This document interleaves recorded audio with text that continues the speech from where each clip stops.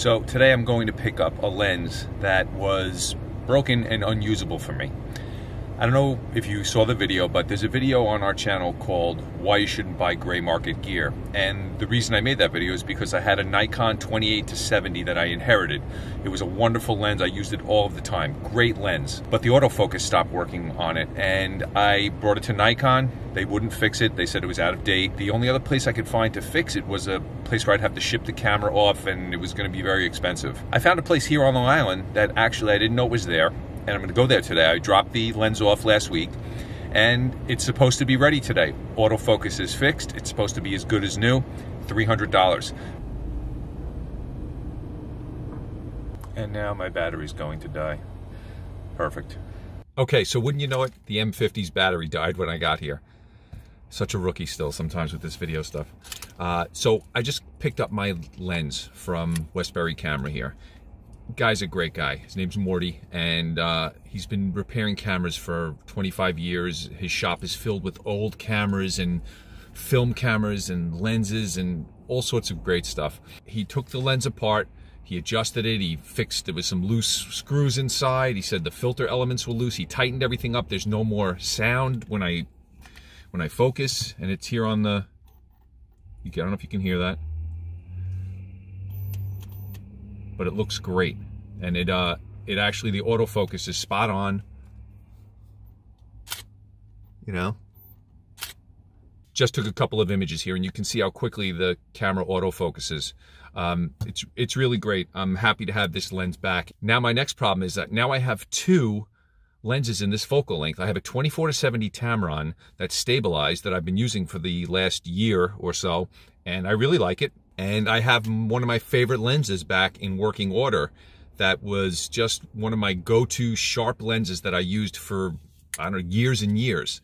So I don't need two lenses at this focal length, so I have to decide which one I should continue to use. So I think what I'm going to do is when I get home, I'm actually going to take some shots and compare these two lenses and see which one is the one that I'm going to end up keeping, because I like both of them, and the stabilization is something that I think I'm going to miss if I don't have it.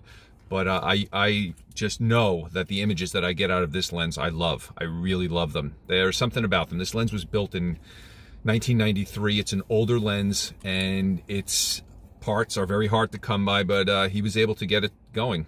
I'm going to drop a link to his website. I paid for this. This was $300 to fix. He didn't give me anything for free. It's not an advertisement for him, but I'm just going to drop his information in the comments here because it's so hard to find somebody to fix camera gear. And he does everything from the newest digital cameras all the way back to old film cameras. And if you have some gear that maybe's been sitting around or doesn't work anymore, you know, you might want to send it here. He takes gear from anywhere. You know, we're on Long Island here in New York, but you know, he was working on gear from Colorado, from, you know, the South, all over the place. So people find him and they send him his stuff, and he does great work. All right, when I get home, I'm going to compare the two lenses, and we'll talk more when I get there. So today's New Year's Day, so I want to wish all of you a happy New Year. Eric and I have really enjoyed, you know, making these videos over the last couple of years, so we're looking forward to 2020. I picked up this lens, my Nikon 28-70, the other day, where you just saw. So now I'm back home, and I shot some quick images around the house. So here are the two lenses. This is the Tamron, here's the Nikon. The Nikon is a little bit bigger, it's a little bit heavier, the barrel of it's bigger. Now, both of these lenses, if I wanted to sell one of them, are selling for about the same price, between $500 and $800 used in good condition, and both of these are in very good condition. There's nothing on the glass on any of these. They're perfect optically, and you know, the Nikon's an older lens. I mean, this lens is, geez, it's going on almost 30 years old, and it's in fantastic shape for a lens that old. And the Tamron's only a couple of years old, and it's in like new condition. So I set them both up on a tripod, and I took some pictures in front of my Christmas tree. Now I wanted to see what the out of focus area would look like, and you know, turning the camera all the way to out of focus, you get that nice bokeh in the back where you get that out of focus area. And you can see in this first image, this is the Nikon. The out of focus area, the lighting is very round. It's very pleasing looking. And when you're shooting a subject in front of a background like this, it looks really nice in the background. Now, the Tamron is also very nice, but as you can see, it almost has a hexagonal maybe, type of shape to it. So it's not quite as round as the Nikon. So in my mind, I prefer the out of focus area on the Nikon, but both of them are very good. I changed my aperture and I went to f8 and I actually zoomed in on the tree, and I wanted to see how sharp they are off a tripod at night. Everything's still, everything being perfect, just nice and sharp. And you can see the images are almost identical. There's really no difference here, really nothing that I can say one is better than the other. The settings were exactly the same. Here's where I might have a problem with keeping the Nikon lens, and that's with the image stabilization that the Tamron has. So I then took the camera and I handheld them, and I set my shutter speed at 1/10 of a second, which typically you can't get a sharp shot at. More often than not, the shot is going to be blurry. So I zoomed in at 70 millimeters, and I took an image of a Christmas ball. Now, in this image, you can see it's blurry, and this was the best one I can get out of it.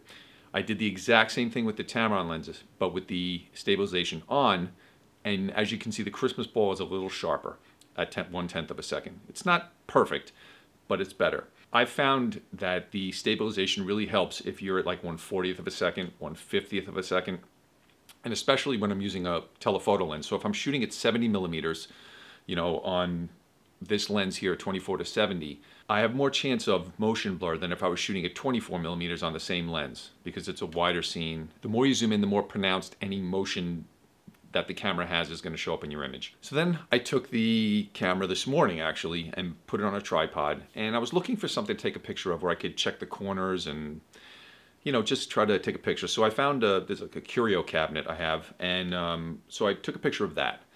And as you can see, both of them have a little bit of distortion, and that's very easily correctable in Lightroom. So I took a wide shot of both, and as you can see here, the settings are in the corner, and then I zoomed in. This was at f8, and to me they are very similar. I don't know that I can see a difference here. So they're both very sharp lenses all the way in the corners. You know, really not much of a difference. I will say though that the Nikon at the same setting was darker. I had to brighten the Nikon image a little bit to get it to match the Tamron's. So I'm not sure why that is, but you know, they were both had the exact same settings. Then I switched it to 2.8. So I wanted to see if the corners were still sharp, wide open. And in this test, I think the Tamron is a little bit sharper. It's not a huge difference. And believe me, in real world use, I don't think you're going to notice this unless you're shooting architectural shots where there's a lot of lines and everything's got to be razor sharp across the image, or landscape images where you really want to make sure the detail is there. But for portraits and, you know, everyday shooting, things like that, something like this I don't think is going to matter. And the Tamron lens is sharp. It's very, very sharp. And so is the Nikon, maybe just a hair less sharp. So that's the, you know, technical side of this. But, you know, which one should I keep? You know, when I hold them in my hands, and I've used this lens, I've taken probably 30,000 images with this lens. I just love this lens. It's just one of those old school, when you pull it out of your bag, people are like, wow, check out that, you know, it's an old lens with the hood on it. It looks substantial, it looks professional, and I really love the images I get with it. The out of focus area when I'm shooting portraits with this lens is just perfect. Really just a great lens. This Tamron still has 4 years of warranty left on it. It also has stabilization built into it. It's smaller, it's a little bit lighter, and I think it's just a touch sharper. I probably am going to end up keeping this one. As much as I'm going to hate getting rid of this lens, I don't need two lenses in this focal length, and this lens has some value, so, you know, maybe I can trade this in and get something else, or you know, get a different prime lens, or maybe something that I was looking for the M50, or some microphones or accessories or things like that. So, you know, $500, $600, $700 goes a long way. A place like Westbury Camera is fantastic. A small local shop where they can fix just about everything at a reasonable price. Now, maybe you have something like this by you, and if you do, it's a great way to keep old gear going. You know, like I thought this was a dead lens once I went to Nikon and I said to them, you know, what can you do for me? And they said, really, we have, you know, we don't have the parts for it anymore. We don't even service lenses this old anymore. You know, I thought that was the end of it, and that's why I bought the Tamron. And I'm so glad that I decided to just take a look. And, you know, I Googled, you know, camera repair near me, and he popped up. But the thing that's great is you can ship to him and, you know, at least get an estimate. And he was great. Really, really glad I found him, and now I know I have a local place where I can bring any of my gear to get fixed. So what would you do if you were in my situation? Do you keep the old Nikon lens? It's a classic old lens. It feels like a vintage lens almost. Great images. I've used it. I love it. Or would you stay with the new Tamron, warranty, and stabilization? So my feelings on buying gray market camera gear have definitely changed because now I have found somebody that will fix them. This makes me a little more open to buying used gear, non-USA warranted gear, gray market gear. And in this video, I talk about why you shouldn't do that. But I think my feelings may have changed on this subject. And then over here, I'm going to actually put the review for my Tamron 24-70, which you can only get used, by the way. So you can check that out if you're looking for a used 24-70. That really is a great performing lens. Okay, see you in the next one.